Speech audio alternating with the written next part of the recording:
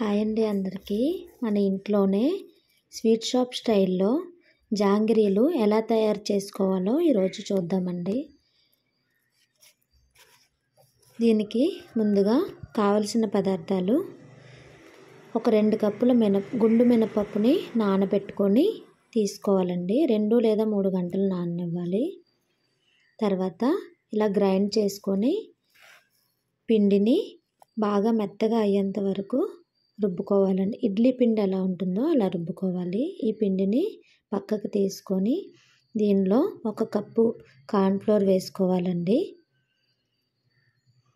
అలాగే అరకప్పు కన్నా కొంచెం తక్కువ శనగపిండిని తీసుకుంటున్నానండి. అలాగే కొద్దిగా రైస్ ఫ్లోర్ వేసుకోవాలండి. చిన్న స్పూన్తో సరిపోతుందండి రైస్ ఫ్లోరు. దీనిలో ఫుడ్ కలర్ కొంచెం యాడ్ చేసుకోండి. కలర్ కోసం ఫుడ్ కలర్ అండి. కొంచెం సాల్ట్ వేసాను. ఇవన్నీ కొద్దిగా వాటర్ పోసుకొని ఎక్కడ ఉండలు లేకుండా మొత్తం పిండి అంతటిని చేత్తో ఇలా నేను వీడియోలో చూపించిన విధంగా కలుపుకోండి.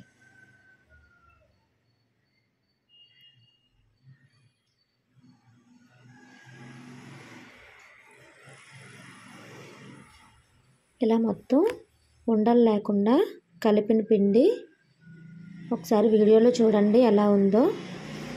అలా ఆ కన్సిస్టెన్సీలో మొత్తం కలపండి. ఇప్పుడు ఇది పక్కన పెట్టి పంచదార పాకం పట్టాలండి. 2 గ్లాసుల పంచదార తీసుకున్నానండి. దానిలో గ్లాస్ వాటర్ వేసాను. దీనిలో కాస్త నిమ్మకాయ పిండండి.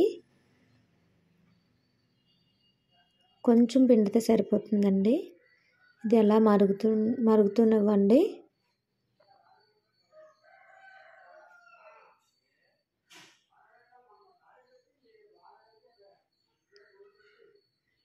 మరీ ఎక్కువగా చిక్కటి పాకం రాకూడదండి. మనం గులాబ్ జాములు అవి ఎలా చేస్తామో ఆ కన్సిస్టెన్సీ సరిపోతుందండి. పాకం కొద్ది పట్టుకుంటే జిగురుగా ఉంటుంది చూడండి. ఎలా వస్తే సరిపోతుంది.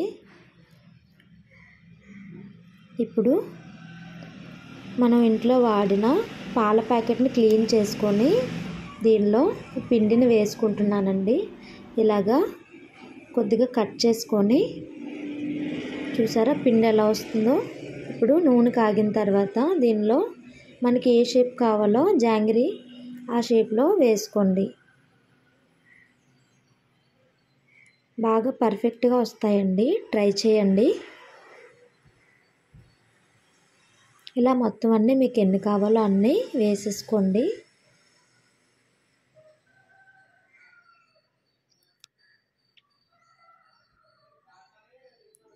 రెండు పక్కల కాస్త వేగిన తర్వాత తిప్పేసుకొని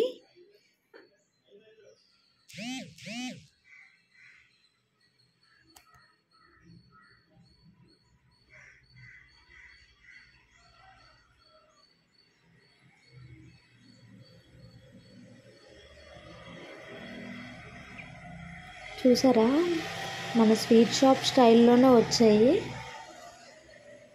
ఇలా మొత్తం వేగిపోయిన తర్వాత ఒక సైడ్కి తిప్పుకోండి.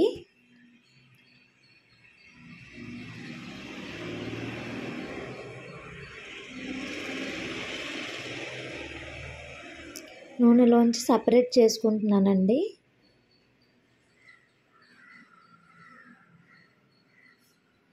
ఇప్పుడు ఇవి పంచదార పాకం పట్టి ఉంచాం కదండి, దానిలో వేసేసుకోండి. ఒక 10 నిమిషాలు అలా మొత్తం పాకం అంతా మునిగేలాగా చూడండి.